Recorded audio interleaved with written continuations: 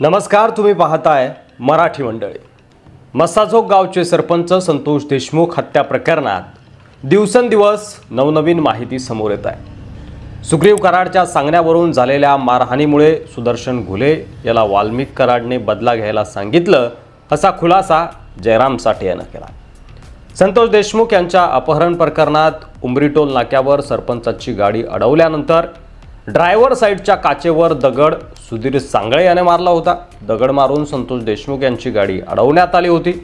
त्यानंतर सुदर्शन घुले याने डाव्या बाजूचा दरवाजा उघडून सरपंच संतोष देशमुख यांना कॉलर धरून बाहेर खेचलं। जयराम साठे याने त्याच्या हातातील कोयत्याने इंडिगो गाडीचा चालक शिवराज देशमुख याला धमकावलं। तसंच बळजबरीने मारहाण करत स्कॉर्पिओ गाडीत संतोष देशमुख यांना बसवून त्यांचं अपहरण केलं गेलं। त्यावेळी स्कॉर्पिओ गाडी सुदर्शन घुले चालवत होता अशी माहिती सुदर्शन घुले यानं स्वतः दिली आहे। एकीकडे सुग्रीव कराडचं नाव समोर येत असताना आता आवादा एनर्जी कंपनी बाहेर टपरीवर चहा पिणाऱ्या प्रत्यक्षदर्शीचा जबाब देखील महत्त्वाचा ठरलाय। नेमकं काय झालंय, वाल्मिक गँगचा पाय खोलात कसा जातोय, आणखी चला तर जाणून घेऊया। टपरीवर चहा पिणाऱ्या प्रत्यक्षदर्शीचा जबाब असा आहे, तो म्हणतोय की मी चहा पेत उभा होतो। काही वेळानं तिथं एक काळ्या रंगाची MS44 Z9333 या क्रमांकाची स्कॉर्पिओ कार आली। 6 डिसेंबर 2024 रोजी दुपारी 12:30 वाजताच्या दरम्यान सुदर्शन घुले त्याच्या साथीदारासोबत आवादा एनर्जी कंपनीच्या गेटवर पोहोचला आणि कारमधून आरोपी सुदर्शन घुले, प्रतीक घुले, सुधीर सांगळे यांच्यासह एक अनोळखी व्यक्ती खाली उतरली। या दरम्यान त्यानं गेटवरील वॉचमनला शिवीगाळ केली।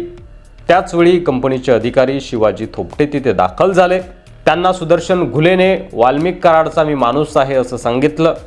कंपनी सुरू ठेवायची असेल तर 2 कोटी रुपयाची खंडणी द्यायला सांगितली अशी धमकी दिली।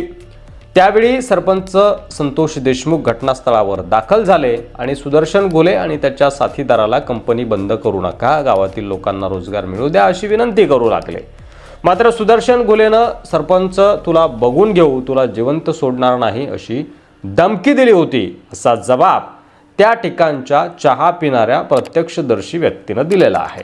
आता या जबाबामुळे आरोपींचे पाय आणखी खोलात जात आहेत आणि सरपंच संतोष देशमुख यांच्या हत्येला हीच कराड गँग जबाबदार आहे हे आता स्पष्टच झालंय। ते नव्यानं सांगण्याची गरज उरलेली नाही। आता फक्त प्रतीक्षा आहे ती निकालाची, या आरोपींना काय शिक्षा होते ते बघण्याची। तुम्हाला काय वाटतंय, तुमचं मत कमेंट बॉक्समध्ये लिहायला विसरू नका। व्हिडिओ जर आवडला असेल तर जास्तीत जास्त शेअर करा। मराठी मंडळी या आपल्या चॅनलवर नवीन असाल तर सबस्क्राईब करायला देखील अजिबात विसरू नका। धन्यवाद।